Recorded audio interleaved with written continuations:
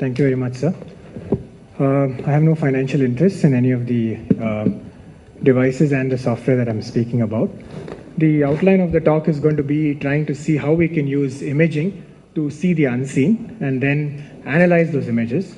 And further on, use these imaging techniques to explain unexplained visual loss, and eventually to use non-invasive technology to sort of invade some parts of the eye that we haven't seen before. So let's start off with imaging the unseen. This basically is going to be focusing on OCT work done on infants. Earlier, we were limited by the design of the devices, the fact that you had to either take the patient into the OR or do flying baby-like positions. But now with the handheld availability, we're able to overcome that. The major difference between the OCT of an adult and infant, especially if born premature, is highlighted in the next two slides. So this is of a 38-year-old adult. The outer plexiform layer comes and fuses at the inner limiting membrane. The ISOS has a little bit of a tent there with some space because of the elongated cones, and there's a very prominent external limiting membrane. If you look at a 38-week-old infant now, the main changes are the outer plexiform layer is fairly far away from the ILM, so this is called the persistence of the inner retina. The ISOS is there, sometimes it's not, but here it is, but it's not bumped up, which means the cones are still short. And the external limiting membrane is not as well seen. So these are some of the major changes. So now I'm going to move the next 5 or 6 slides like a flip book, and you need to keep looking at the blue arrows. So the blue arrows are where the ISOS is and how they keep converging towards the center. So this is a sort of a centripetal growth, and that's important because that's how the ISOS comes. 38 weeks, 42 weeks, 46 weeks, 47, you can almost see 2 layers. And by 48 weeks, which is 2 months after the destined birth, and I'm saying that because this baby obviously was premature, the second layer appears. So the layer above the retinal pigment epithelium is not something we are born with, and this is what recently we have understanding. We found about 29% of stage 2 ROP, which did not ever go into requiring treatment, had these very ghastly looking CME-like or the adult CME-like images. We had classified them into 2 patterns, pattern A and B. And what they meant was in pattern A, there was a complete disruption of the foveal dip, very large inner intraretinal cystic spaces, compared to some preservation of the dip, some amount of vacuolated spaces, but otherwise looking fine. When we followed these babies up, this happened at a peak of about 37 to 38 weeks. By the 3rd corrected month, so the 52nd week, all of them had resolved. So we had no, and of course without any intervention, and even their ROPs did not need treatment. We had no idea what this was, and after this same finding has been shown by other groups as well, in other ethnicities as well, including the Caucasian and now the European population as well. We also found that we were able to image the external limiting membrane as early as 40.3 weeks, which is almost at birth, even if you're premature. And so what we did was we followed up this cohort, and we divided them into, we had age match, that's how you see that here, age match controls of a group that did not have edema but had the similar stage of ROP, and preterms who did not have ROP and obviously did not have edema as well. What we found is between 3rd, 6th, 9th, and 12th month, so that is in their first year, their visual acuities increased in all 3 groups, but the vision in the edema group remained, although not statistically significantly lower, but was lower in that group. The hyperopia, all of us know that babies are born hyperopic. In premature babies, that's even more so, and they tend to become emetropic much later than term babies. What we found is there was persisting hyperopia at the end of 1 year more than the other 2 groups. Now, the explanation of which is quite, right now, just hypothetical, but then we tried to see if there was any difference between the pattern A, where the very large disruption was, and the less disruption was. And it surely showed that the pattern A had poorer vision, but their difference between the poorer and the not so good vision sort of metered out by the time they were 1 year old. So whatever disadvantage of vision and structure they seem to be having in the first quarter seems to somehow make up by the, pardon sir? By the time it was catching up, and that's really shown here. So this is the logMAR difference between the first 3 months and 6 months. The catch-up was the highest. This blue is the guys who had the edema, the red is no edema, and the green is preterm without any ROP. So all of them kept increasing, but the quantum of difference, the quantum of improvement was highest between the 3rd and 6th month. And after that, the improvement was, in fact, at one point went down, and then almost equal amounts of improvement seemed to happen between 9 and 12 months. Now, I spoke about the ISOS joining. What other layers can correlate for vision? So one is, of course, if the ISOS comes up late, problem. The other thing, the inner retinal persistence, which I spoke of, where the star sign is a problem. So this baby has persistence, has a 20 by 1400. This one has a nice fusion and has better vision, and both of them are corrected for age. This was a retrospective study to begin with, and we found that some of these layers actually correlated with good and bad vision. So the absence of ISOS, the absence of the ELM, and the absence of the OSRPE were correlating with poorer vision. Now, the ISOS, interestingly, did not code for vision, in the sense it was not positively or negatively correlated, and there could be a reason for that. More polarized OCT, swept source OCT in recent animal models have shown that in the young mice, the active component of the cone is not at the tips but at the base. So what we were looking at was not the ISOS, but probably the OSRP, which we found as significant. Remember, this was a retrospective study.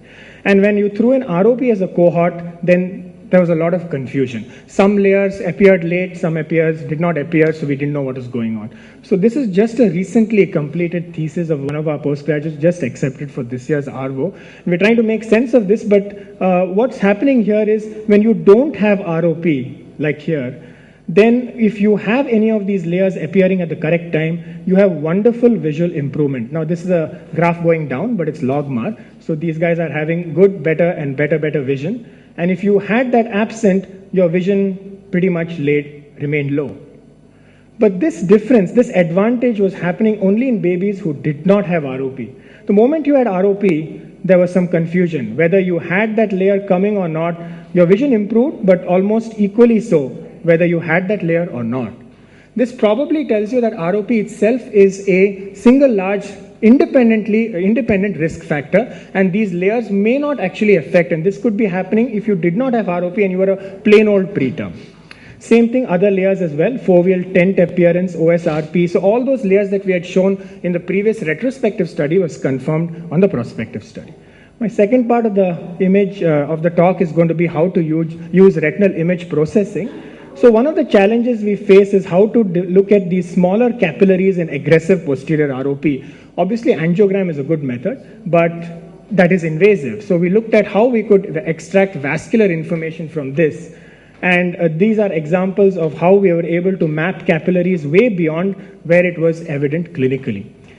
We also showed up, this is the regular RETCAM picture, which you're seeing the occluded vessels, and you see them much better on a color processed image, and on the vascular map, you can actually see there are no smaller vessels beyond the occlusion. This is a case of a central retinal artery occlusion in a 4-year-old, and then you can see some of the sparing of the cilioretinal artery area, which is probably why this child improved from count fingers to almost 612. This is a 4-year-old child. Using OCT to explain the so-called amblyogenic or amblyopic population has been something that we've been co-managing with Dr. Ashwini, and he's going to deliberate some of it in his talk. Here's an example of a 7-year-old baby with 615 and 618 vision, not a very significant refractive error, and there seems to be some history of consanguinity. So we're possibly looking at a retinal dystrophy. What you can already make out here is there's some disruption of the ISOS. It's not continuous there. There's no foveal tent. The full field ERG of this child was normal, and then later we found that there was a central depression of the scotoma on the Maya. So one has to still learn how to correlate these OCT changes with visual acuity, but it's certainly a help. It's non-invasive and it's very easy to do. Here is a 7-year-old female who was termed anisometropic amblyopic and had refractive errors, and there was a difference, but 6.6 and 6.18. But what you're seeing here, and I'll expand that here, is you can see how the ISOS is probably not even there, and you can see the sort of duplication or thinning out of the inner substance of the ISOS. The outer nuclear layer itself is interspersed, and you don't see the classical foveal tent. This is clearly an aberration. Now, whether these are anatomical change within the physiological range or because of some unexplained trauma at the earlier ages, we don't know yet. But when you look at the so-called normal eye, when you see perfectly normal anatomy and you see a persistence here, you don't see the ISOS, This is otherwise a child who has been diagnosed anisometropic amblyopia, but then we know now there could be a structural correlate as well. Another example of a 9-year-old female who's not improving with patching and glasses. So what do we see here? Now, by now you know what normal ISOS looks like. So you see how beaded this is. So that means there is some sort of a deposit or deposition going on in the inner photoreceptor layer. You don't see the foveal tent, you don't really see the tall cones. So one might use this as an example of an early cone rod or a cone dystrophy. And these are the patients who go with a selective bias to the ERG department saying this is what we think and look for these. And then our ability to pick up these has really improved. Another example of a 6-year-old male not improving with patches and glasses. Again, it's easy now. The outer nuclear layer is almost depleted here. You don't even see the black layer. It's almost coming so close together with the ELM. The ELM and the ISOS is almost fused here. And these are what we call the apoptotic bodies of the the photoreceptor complex. So these are fluid accumulation. These are older hypotheses.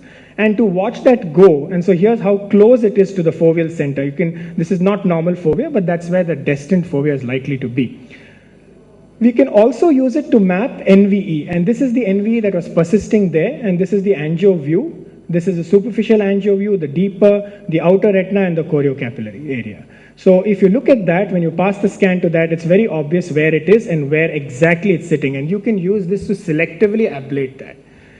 And if you look at it in another view, which is called the on-fast OCT view, you can actually see how much deeper extension of that NV is there in the outer retina. And as you can see the shadow going, you can literally look at this so-called feeder vessel, which is going into the so-called NV complex. And this is possible in a baby who's otherwise not looking straight. We still need much more follow-up on this child. This has happened just a week ago.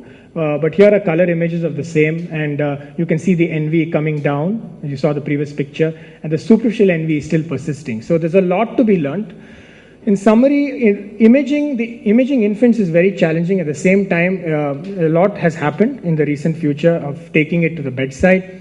Subclinical assessment, especially when we think the fovea looks normal, the macula looks normal, in many cases the vision is unexplained. It helps us understand disease better, and we certainly think that using imaging we can prognosticate these babies, which of these will actually improve and which might not. Certainly imaging is the future. Thank you.